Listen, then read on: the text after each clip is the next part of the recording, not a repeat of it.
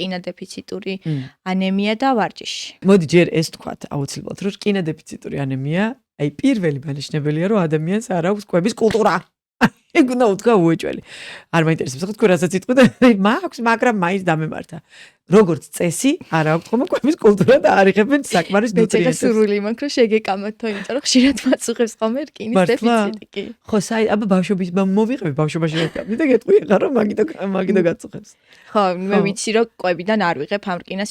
მან სერიოზული პრობლემა დგემა, როდესაც კი ბატონო ვიღებ, მაგრამ სხეულს არ აქვს ათვისების უნარი. ხო, მაგრამ ეგეც საიდან წამოვიდა? შენი მიკროფლორა სადღაცაც დაირღვა, იმიტომ რომ რაღაცა უბედურებები ჭამე და იქიდან კი ბატონო.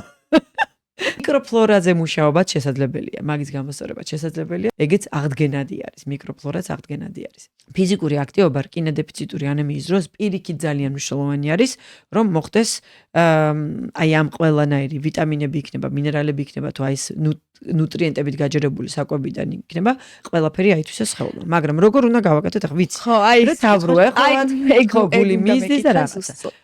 როდესაც სისუსტე გვაქვს ვარჯიშის დროს, ვარჯიშამდე კვება უნდა მოხდეს, აი 1 საათი რო იყოს ყველაზე მაქსიმუმი რა. აი ჭამე და ეგრევე 1 საათში ვარჯიში დაიწყე.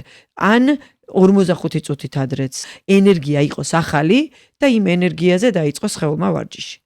აი გპირდები რომ არ გექნება თავროს ხო? არც სისუსტე. და რა ჯობია აი ყველა ვარიანტი უნდა იყოს ხო? ყველა ვარიანტი უნდა იყოს ნახშირწყლებით გაჯერებული კვება. რთული ნახშირწყლებით ეს იქნება ბრინჯი, კინოა, წიწიბურა, ძალიან კარგი არის. თუნდაც მაკარონი, კარტოფილი, სახამებლიანი პროდუქტები, აი იმ 1 საათი ადრე ცილასთან ერთად რა თქმა უნდა.